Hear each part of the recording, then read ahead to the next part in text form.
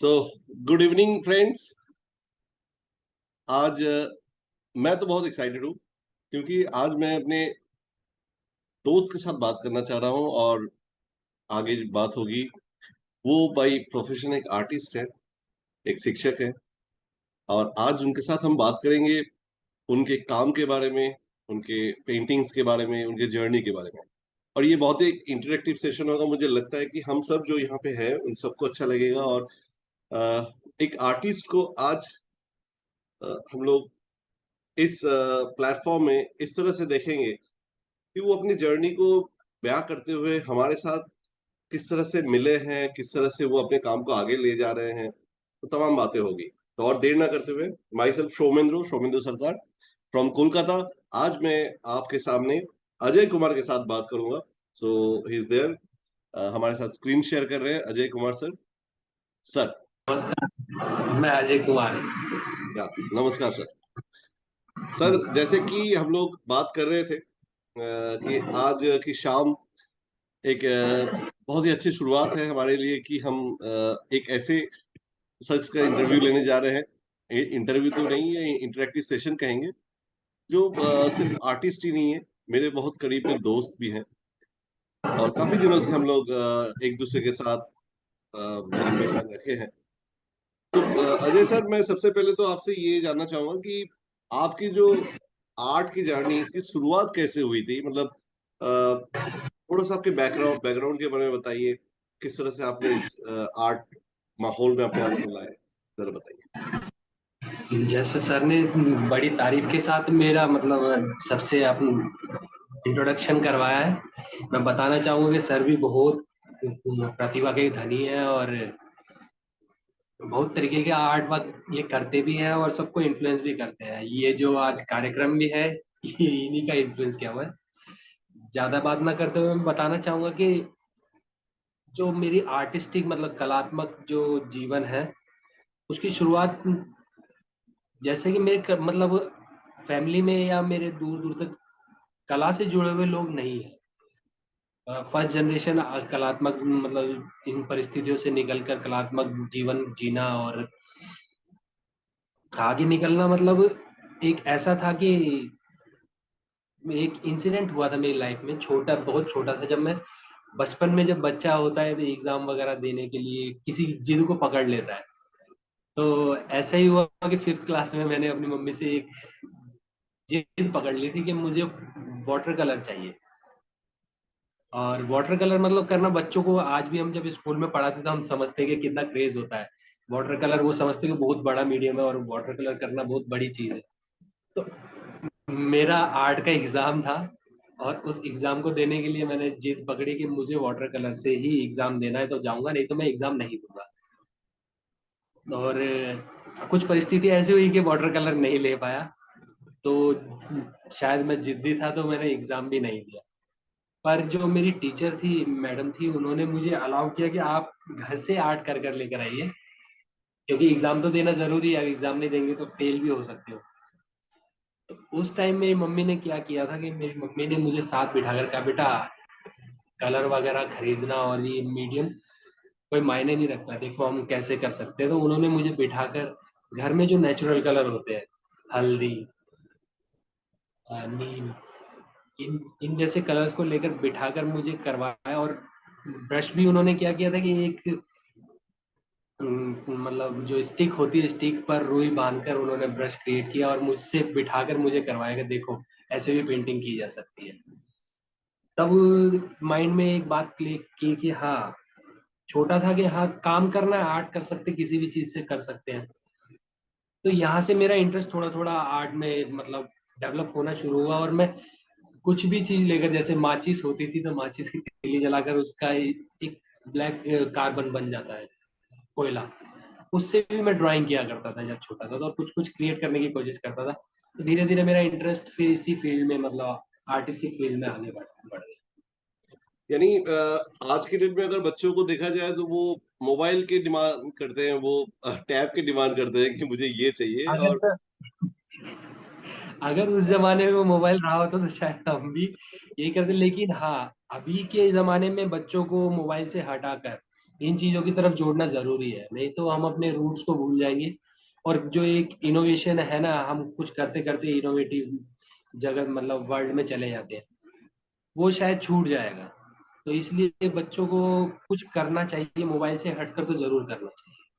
Sir मुझे एक बात और अच्छी लगी कि जब आपके मम्मी ने आपको साथ में बिठाया और उन्होंने घर से ही कलर को कैसे बनती है वो दिखाया, तो मुझे लगता है कि कहीं ना कहीं ये ट्रेडिशनल जो आर्ट फॉर्म हम लोग देखते आए हैं अलग अलग जगह पे, तो आपकी शुरुआत की जो नींव थी ये बहुत मतलब अच्छा गहरी हुई है, क्योंकि आपकी शुरुआत हुई है वहां से जो बिल्कुल फाउंडेशन है ना। बिल्कुल।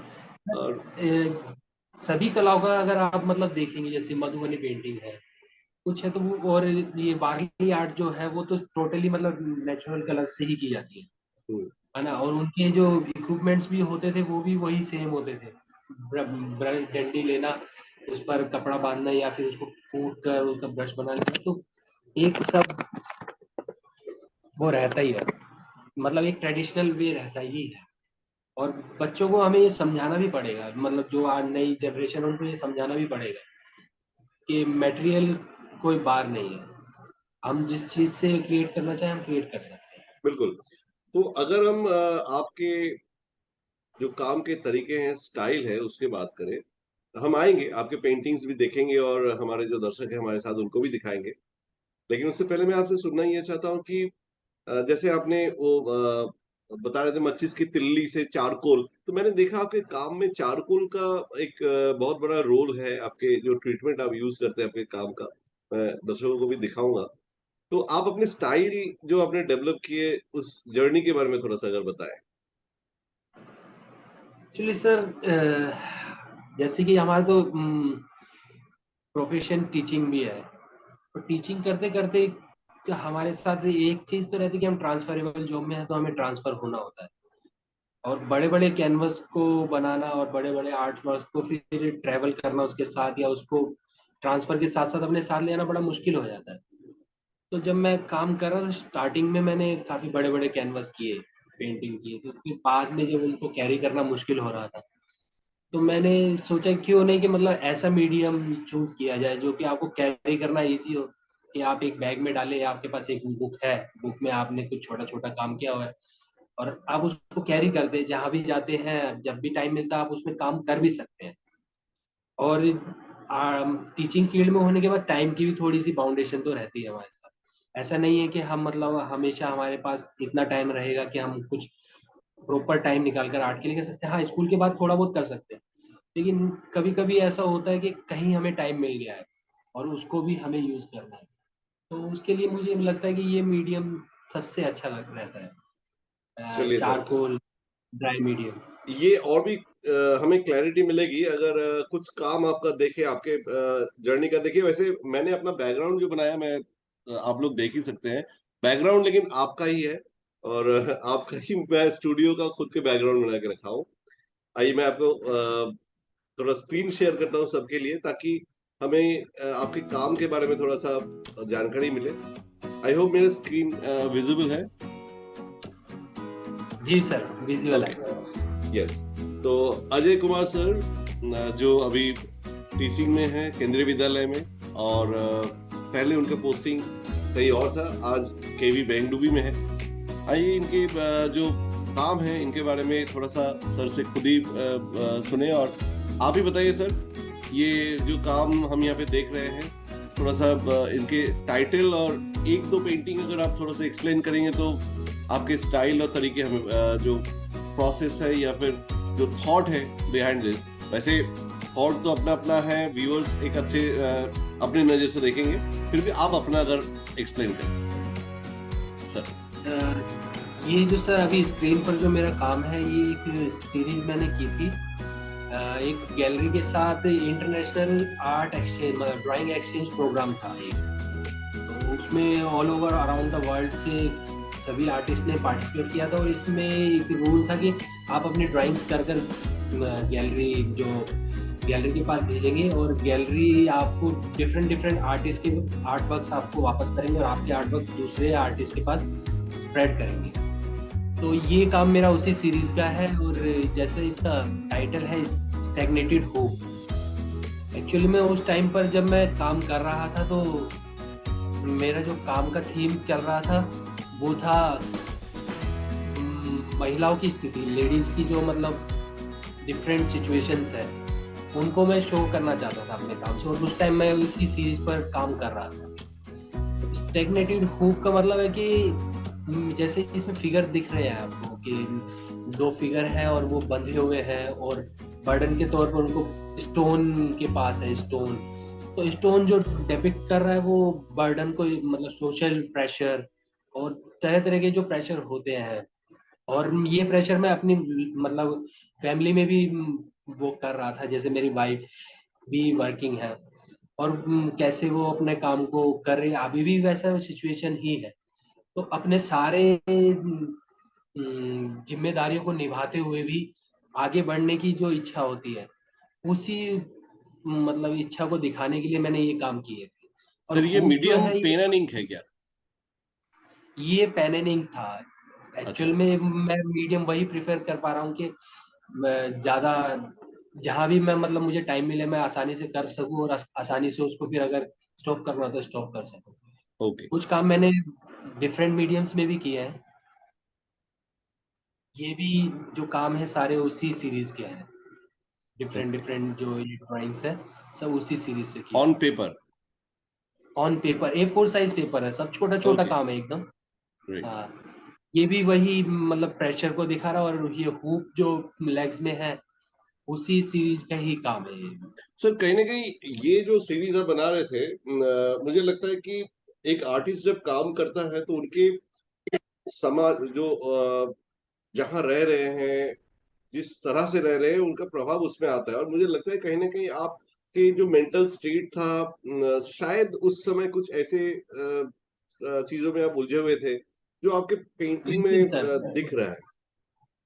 एक्चुअली क्या है सर, मैं राजस्थान से बिलोंग करता हूँ वैसे बेसिकली। ओके। तो ओके। राजस्थान में अभी भी देखा जाता है कि बहुत सारे तरीके के ना रूढ़िवादिता है। अच्छा। और उनके अभी भी मेंटेलिटी ऐसा है कि लेडीज काम नहीं करेंगी, है ना, घर में रहेंगी, लेडीज को क्या करना है पढ़कर, और पढ़कर भी क्या करेंगी, क्या रोटी तो बनानी है, ऐसे ऐसे बहुत सारे डायलॉग्स आते हैं उस जगह से। और ये जो बंधन वगैरह है ये सारा उसी को दिखाने के लिए, मतलब उसी सिचुएशन बहुत बड़ा हो, उसी सिचुएशन रहते शायद मैंने भी थोड़ा बहुत ये फील किया होगा। अच्छा, ये मेरा जो इसमें आपने पर्टिकुलर कुछ। वर्क हम्म। ब्रेन पर है, राइट। ये सर मिक्स मीडियम में किया हुआ है मैंने। मिक्स मीडियम ड्राई पेस्टल और एक्रेलिक कलर है। तो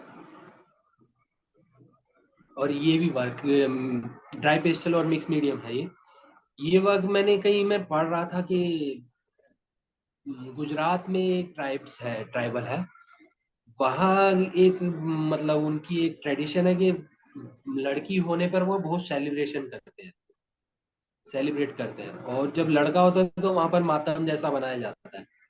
तो ये कुछ डिफरेंट था क्योंकि पूरे सभी जगह, कई जगह देखता हूँ कि बेटा होने पे अधिकतर ज्यादा खुशी मनाई जाती है इंडिया में। कई प्लेसेस ऐसे हैं जहाँ पर बेटी होने पर दुख मनाया जाता है कि नहीं, बेटी हो गई अब तो मुश्किल हो गई है। बेटा होने पे बहुत खुशी मनाई जाती है। लेकिन गुजरात के ये ट्राइब्स जो थे ये क्या करते थे, खुशी मनाते थे बेटी होने पर। और इनका क्या था कि इनका दूसरा रीजन था खुश होने का कि ये उन लड़कियों को प्रोस्टिट्यूशन में डाल दिया ओ। ताकि अपने घर की कमाई कर सके और गुजार कर सके। तो उससे रिलेटेड मैंने वो कुछ आर्ट वर्क किए थे। ये भी आर्ट वर्क उसी से ही रिलेटेड है। अब फिर यहाँ से ये जो मेरे आर्ट वर्क दिख रहे हैं ये कुछ चेंज होता चला जा रहा है। एक्चुअल में क्या हो रहा है कि अब मैं गैंगटॉक में जा चुका हूँ और गैंगटॉक में जाने के बाद कुछ नई शुरुआत हुई है लाइफ में। मुझे पहाड़ बहुत अट्रैक्ट कर रहे थे, पहाड़ मैं खुद अपनी इच्छा से मतलब गैंगटॉक गया था। तो इन कामों में आगे मेरे कामों में मेरे पहाड़ आना शुरू हो जाएगा। ओके, यानी आपके ट्रांसफरेबल जॉब होने के कारण आपकी पोस्टिंग गैंगटॉक में आई थी। हाँ, गैंगटोक में मैं बागडोगरा से फिर गैंगटोक चला गया। ये मेरा जो वर्क था इसके पीछे एक इंटरेस्टिंग छोटी सी स्टोरी है। अच्छा। जब गैंगटोक में मेरी शादी, न्यूली मैरिड हुए थे और मैं शादी करके हम इंजॉय कर रहे थे गैंगटोक के मतलब वेदर को, तो मेरी वाइफ ने अचानक बोला तो आप बोलते हो कि बहुत अच्छे कॉलेज से पढ़ा हूँ, लेकिन आपको मैं कभी काम करते हुए नहीं देखती हूँ। तो ये बात मुझे थोड़ी सी एकदम से चुभी कि हाँ, ये बोल तो सही रहे हैं कि मैं काम नहीं करती हूँ। यानी कुछ दिन तक आपके फिर काम मैं थोड़ा-सा रुका हुआ था शायद? रुका हुआ था एक्चुअली में कि मतलब सेटलमेंट नहीं हो पा रहा था, मेंटली ओके, सेटल नहीं हो पा रहा। फिर जब सेटलमेंट हुआ तो फिर मैंने फर्स्ट वर्क शुरू किया फिर से करना। और ये जो वर्क स्क्रीन पर है ये मैंने किया था। एक बच्ची स्कूल में थी, हुँ, वो थोड़ा फिजिकली मतलब चैलेंज थी, चैलेंज अच्छा, मतलब सिचुएशन में थी, तो उसकी सिचुएशन को दिखाने के लिए मैंने ये काम किया था और नेशनल में सिलेक्ट हुआ था ललित वाओ! कला एकेडमी में, फर्स्ट वर्क। फिर उसके बाद में मैंने एक दो वर्क इसी सीरीज में और भी किए थे, ओके, जैसे ये वर्क पर्टिकुलर वर्क है, और भी आगे वर्क है। ओके, ये भी मैंने पेन एंड इंक में किया था पेपर पर। इसका रीजन करने का ये था कि मतलब नेचर जो होता है किसी भी पर्सन के साथ भेदभाव नहीं करता है। नेचर के लिए सब एक बराबर है, नेचर सबको वैसे ही एक्सेप्ट करता है वो जैसा है। लेकिन जो सोसाइटी में और कुछ लोग हैं उनका नजरिया बदल जाता है सिचुएशंस के हिसाब से, लेकिन नेचर का मुझे लगता है कि वो वैसे ही हमें एक्सेप्ट करता है। ये एक सीरीज में मैंने ये कुछ काम किए थे। ये भी वही फ्रस्ट्रेशन जो है मतलब उन बिल्कुल, आपके लोगों के काम साथ में सर फ्रस्ट्रेशन। अजय जी मुझे लग रहा है कि जैसे ये काम मैंने देखा, पहले का भी काम देखा, जो कैरेक्टर आपके दिमाग में चल रहा था, जिस लड़की के बारे में बता रहे थे, मुझे लग रहा है कहीं न कहीं आप उनके जो लोनलीनेस है, उसको भी फ़ील किए हैं, जो I mean in a empathetic way. Sir वो बच्ची का न्यूली एडमिशन हुआ है, ऐसे वो बच्ची सिर्फ एक ही थी स्कूल में। ओके, और उसका स्ट्रगल जो था ना सर, बहुत मतलब मुश्किल से वो बच्ची अपना एजुकेशन कर रही थी, कई सारी चीजों में उसको कॉम्प्रोमाइज करना पड़ रहा था। डांस क्लास, म्यूजिक क्लास नहीं कर पा रही थी, गेम्स नहीं कर पा रही थी। प्रेयर में आने के लिए भी वो प्रेयर करना चाहती है, बच्ची बहुत अच्छा सिंगिंग करती थी लेकिन नहीं कर पाई। उसका स्ट्रगल मैं देख रहा था, कई तरीके की फ्रस्ट्रेशन देख रहा था। उसी को ध्यान में रखते हुए फिर मैंने ये काम किए। ओके। ये थोड़ा सा मेरा ये जो वर्क है सरकास्टिक है। हुँ, एक्चुअल में क्या होता था कि गैंगटोक एक पहाड़ी जगह है और वहां पर कुछ रैली वगैरह हमें करनी होती थी स्कूल की। हुँ, तो हम जब रैली निकालते थे तो बच्चे जोर जोर से नारा लगाते थे, तो देखते थे घरों से लोग निकल भी नहीं पाते थे क्योंकि पहाड़ था। हुँ। लाइट चली गई। पहाड़ था कोई तो वो जोर जोर से शोर मचाते थे हुँ, हुँ। और लोग आते भी नहीं थे। तो वहां पर है ना, मैंने देखा मेरे स्कूल में ही जो साउंड सिस्टम था वो एक केस के अंदर रखा हुआ था। तो मेरे ओके, माइंड में एक स्ट्राइक किया कि एक काम ऐसा भी करना चाहिए। वाह! तो उससे रिलेटेड मैंने ये काम किया। एंड ये काफ़ी कलरफुल जो पेंटिंग्स दिख रहे हैं छोटे-छोटे। सर ये मेरा काम जो फिर बाद में जब गैंगटॉक में रहते रहते माउंटेन्स के साथ मेरा एनकाउंटर हो रहा था। अच्छा, माउंटेन्स को मैं देख रहा था और माउंटेन्स के कलर्स को मैं बहुत ऑब्जर्व कर रहा था। माउंटेन्स क्या होता है सर, आप एक प्लेस को जब देखते हैं, आज शाम को जिस तरीके से उस पहाड़ को देख रहे हो सकता है कल शाम को वो बिल्कुल ही डिफरेंट हो, या हुँ, कुछ देर बाद, एक घंटे बाद, 2 घंटे बाद भी वो बिल्कुल डिफरेंट हो सकता है। तो वही चीजें मैंने करने की कोशिश की है। ये मेरे कुछ काम थे जो कोविड के टाइम पर जो एक बड़ी मुश्किल स्थिति हो गई थी, तो उससे रिलेटेड मैंने कुछ ये 2 वर्क किए थे। वाह! तो हम लोग जब अभी इन सर्विस कोर्स में थे तो कई सारे बड़े अच्छे अच्छे आर्टिस्ट हमारे साथ वहाँ पर जुड़े हुए थे। लगभग 50 के करीब, 50-60 के करीब हम लोग थे। तो वहीं से ही कुछ लोगों ने मन बनाया कि हम एक ग्रुप बनाते और एक एग्जीबिशन करते। और केवी टीचर ही हैं सभी लोग। और ये शो करने का एक कारण ये है कि मतलब केवी टीचर होने से या कोई भी गवर्नमेंट टीचर होने से एक टैग लग जाता है टीचर्स पर कि अब ये काम नहीं करेंगे। ये एक यूनिवर्सल मतलब टैग लग चुका है कि ये काम नहीं करेंगे। और मतलब ये अब तो मेनस्ट्रीम इनके आर्टिस्ट पास और नहीं रहे। नहीं ये रहे हैं वो ठीक है, लेकिन ये काम नहीं भी करेंगे क्योंकि इनके पास एक रेगुलर इनकम है तो क्यों करेंगे। अच्छा, तो ये एक जो भ्रम है इसको तोड़ने के लिए हमने एक ग्रुप क्रिएट किया है और एक शो करना चाह रहे हैं। शुरुआत हम ये बनारस से कर रहे हैं। इसी गैलरी में हमारा अपकमिंग शो है जिसमें कि हम 15 आर्टिस्ट और कुछ स्कल्पटर भी होंगे। विजुअल और कॉन्फ्लुएंस के नाम से। विजुअल कॉन्फ्लुएंस के नाम से, तो जिसमें दर्शकों आप को भी। बता दें जो लोग यहाँ पे अभी देख रहे हैं या आगे भी इस वीडियो को देखेंगे, बिल्कुल, अगर वाराणसी में आप लोग रह रहे हैं तो आप 18 टू 22 मई तक वहाँ पे पहुँचिए, अच्छा लगेगा। अजय जी का जो रिसेंट वर्क्स है वो हम लोग देखेंगे और बिल्कुल सामने से देख पाएँगे। आइए हम लोग बात करें इस जो हम लोग आपकी जर्नी के बारे में सुन रहे थे। तो ये आर्ट जर्नी जो है सर, आपको काफ़ी चैलेंजेस भी फेस करना पड़ा होगा। यानी आर्ट को लेके करियर बनाना, जब आपने शुरुआत किया था, आज आपको जॉब मिल गई ये अलग बात है। लेकिन जब आपने शुरुआत किया था और आर्ट को पकड़ के रखना है कि हाँ, मुझे पेंटिंग ही करना है, तो वो चैलेंजेस किस तरह से आपने फेस किए थे? और थोड़ा-सा उसके बारे में आप अगर बताएँ। जैसे कि आर्ट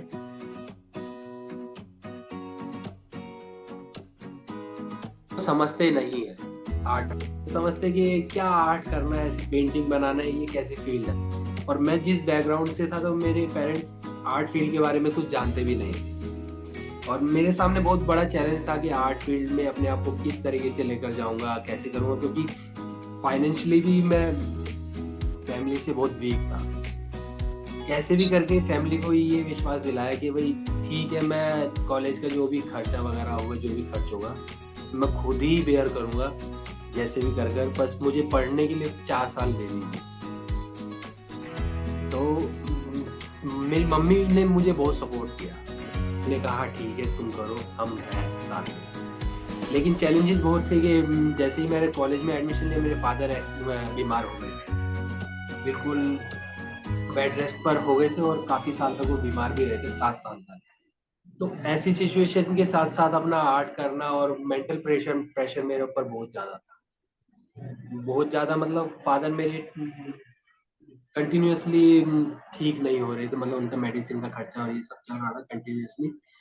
और कॉलेज भी मेरे लिए, मैंने सोचा था कि अगर मैंने कॉलेज नहीं पढ़ा तो शायद लाइफ में और कुछ मेरे पास अपॉर्चुनिटी नहीं रहेगी। तो जैसे तैसे करके मैंने कॉलेज भी किया, कुछ अपने स्ट्रगल आप भी करता आर्ट रहा। कॉलेज आपका कौन-सा था?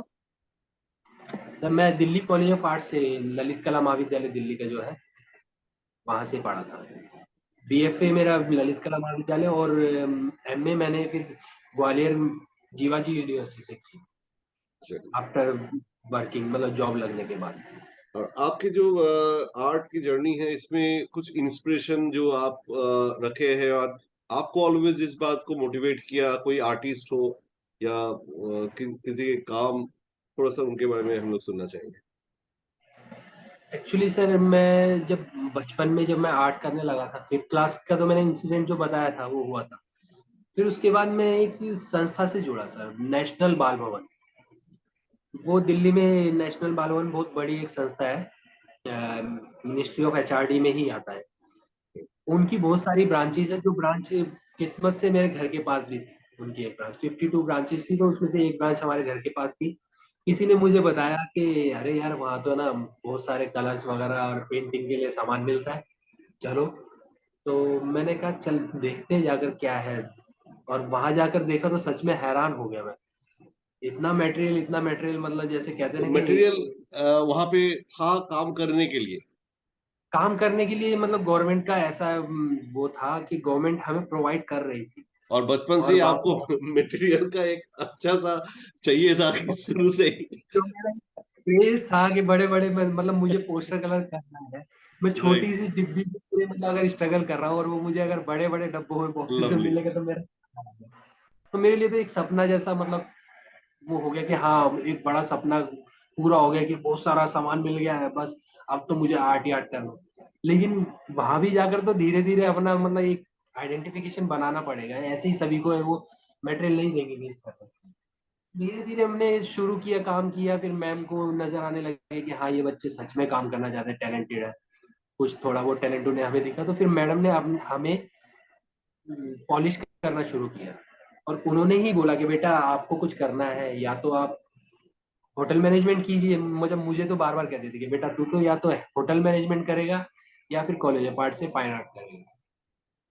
तो उन्होंने उन्होंने हमें बहुत इंस्पायर किया कि आपको करना है। और वो हमें, मतलब जैसे उनका एक वर्किंग स्टाइल था, कल्चर था, बीएचयू से उन्होंने पढ़ाई की थी। तो उन्होंने वो कल्चर देखा था कि किस तरीके से काम किया जाता है। उनके ब्रदर भी स्कल्प्टर थे, तो वो हमें मिलवाती थी उनसे। वो स्कल्पचर जब करते थे तो उनके पास ले जाना, देखो कैसे काम होता है। कुछ नेशनल बालवन में भी नए नए बड़े बड़े आर्टिस्ट आते थे, उनके साथ हमारा इंटरेक्ट करवाना, उनको काम करते हुए दिखाना। कई सारी चीजों में उन्होंने हमें बड़ा मतलब इन्फ्लुएंस किया और दूसरे आर्टिस्ट से इन्फ्लुएंस करवाया। तो इसी तरीके से करते करते हमें भी इंटरेस्ट आया, और हम भी मतलब करते चले गए, और हमारा एक बहुत बड़ा ग्रुप उन्होंने क्रिएट किया। सर हम लोग बिल्कुल क्लोज की तरफ आ गए हैं, काफी बातें आपसे हुई है। हम लोग इस सिलसिला को जारी रखेंगे। आगे भी आपसे फिर दोबारा मुलाकात होगी, और अभी तो सुविधा है कि ऑनलाइन हम लोग बात कर सकते हैं। और पेंटिंग, और विश करें कि आप पेंटिंग को लेके अपने जर्नी को कायम रखें और अच्छी तरह से आगे बढ़े, और दिन पे दिन आपके जो काम हैं ज्यादा हमें देखने को मिले। सर आपकी तरफ से, अगर आप एक टीचर हैं, बच्चों के लिए कोई मैसेज है? अब मान लीजिए कोई आर्ट को लेके अभी सोचा नहीं, जैसे बहुत से बच्चे होते हैं उनके अंदर टैलेंट है लेकिन वो शायद उस बारे में सोचा नहीं है, तो कुछ मैसेज है बच्चों के लिए देना चाहेंगे? अभी सर एक रिसेंटली मेरे साथ स्कूल में एक बच्चा है, स्कल्पचर बहुत अच्छा करता है वो। और बीच में वो मेरे पास उसने आना बंद कर दिया। मैंने सोचा एग्जाम वगैरह है शायद इसलिए नहीं आ रहा, फाइनल एग्जाम भी थे। तो उससे मैंने पूछा, एक दिन मुझे मिला, तो मैंने कहा भाई हीरो कहाँ हो आजकल, नजर नहीं आते हो। तो उसने कहा सर है ना, घर से है ना बड़ा प्रेशर है पढ़ाई के लिए, तो मुझे आर्ट करने के लिए है ना कहते हैं कि आर्ट करके क्या करोगे, तुम्हें जॉब लेनी है, एसएससी क्लियर करना है। तो मैंने उसको कहा बेटा देखो, ठीक है, तुम्हारी फैमिली बर्ड मतलब कुछ फैमिली की तुम्हारी आशा है, एस्पेक्ट्स है, अगर तुम्हें लगता है तुम उसको पूरा कर सकते हो करो, लेकिन आर्ट तुम्हारी हॉबी है। तो इसका मतलब ये नहीं कि अगर फुल टाइम नहीं दोगे तो बिल्कुल छोड़ दो, बिल्कुल नहीं छोड़ना है। आर्ट को तुम्हें करना है, आर्ट तुम्हारा जो एक फ्रस्ट्रेशन होता है उसको हटाता है, उस फ्रस्ट्रेशन को खत्म करता है। तुम कुछ नया करने के लिए आगे बढ़ते हो, तुम्हारे अंदर फ्रेशनेस आती है, तो तुम आर्ट करो ना, तुम्हें कोई मना नहीं करते। तो मैं बच्चों से यही कहूंगा कि प्रोफेशनल आर्टिस्ट होना एक अलग बात है, लेकिन आर्ट अगर तुम करते हो, अपने हॉबी के लिए करते हो या अपने आप को खुश करने के लिए करते हो, तो आर्ट करना ही चाहिए। और आर्ट में सिर्फ एक्सप्रेशन एक चीज होती है, स्किल दूसरी सेकेंडरी चीज है। आप अपने आप को अगर एक्सप्रेस करना सीखते हैं, एक्सप्रेस कर देते हैं, तो वो सबसे बड़ा होता है। स्किल तो आप धीरे धीरे डेवलप करते चले जाएंगे, जैसे जैसे बिल्कुल काम करते बिल्कुल रहेंगे सही है। आपका। बिल्कुल तो सही है। आप अपने आप एक्सप्रेस करना ही नहीं सीखेंगे, तो दूसरे सब्जेक्ट्स में और दूसरे फील्ड्स में भी आपको अपने आप को एक्सप्रेस नहीं कर पाएंगे। आपके पास अपॉर्चुनिटी है, आप किसी तरीके से अपने आप को एक्सप्रेस कर सकते हैं, तो एक्सप्रेस कीजिए, बाकी फील्ड में भी आप अपने आप को अच्छे से एक्सप्रेस। चलिए सर, काफी अच्छा लगा अजय सर से बात करके, और हम उम्मीद करते हैं कि हम लोग जल्द मिलेंगे, वाराणसी में मिलेंगे, और वहां पे जाके ये जो इंटरव्यू आज हमने आपका लिया, इसको थोड़ा सा और अलग तरीके से उसको भी आगे बढ़ाएंगे। एंड जी आप दर्शकों के लिए बता दूं, हमने ये प्लान किया कि काफी सारे आर्टिस्ट हमारे साथ जुड़े हैं, क्यों ना उनके साथ वार्तालाप किया जाए, उनके साथ एक इंटरेक्टिव सेशन किया जाए। तो हर एक दिन हम लोग एक एक आर्टिस्ट के साथ इस तरह से बैठेंगे, और आप सब जुड़े इससे। किसी को कोई अगर सवाल करना है वो भी कर सकते हैं। फिलहाल के लिए हमारे पास दर्शकों से कोई सवाल आया नहीं है। मुझे लगता है कि हमने जो डिस्कस किया इसमें सबको वो जो क्वेरीज थे मन में आ रहे थे आर्टिस्ट के बारे में, और एक आर्टिस्ट होता है ना जो शुरुआत में उतना ओपन तो सबके सामने हो नहीं पाता, उनके काम के जरिए वो ओपन होते हैं, है ना? तो वो चीज बिल्कुल। आज आपने अपने आप को खुल के रखा सबके सामने, इसके लिए बहुत बहुत धन्यवाद सर। एंड अच्छा लगा आपसे बात करके। आगे। आज ऐसे इंस्पायर करते रहिए सर सबको। हमें मुझे भी बहुत अच्छा लगा आपसे बात करके, और आशा करते हैं कि फ्यूचर में ऐसे बार बार वार्तालाप होती रहे, हमारी बातचीत होती रहे। बिल्कुल बिल्कुल। देखिए सबने थम्स अप भी कर रहे हैं आपको भी, और हमारे इस टोटल प्रोग्राम को। सो विद दिस, आज यहाँ पे हम लोग क्लोज करते हैं। नमस्कार सभी को, और हम लोग मिलते रहेंगे। धन्यवाद सर।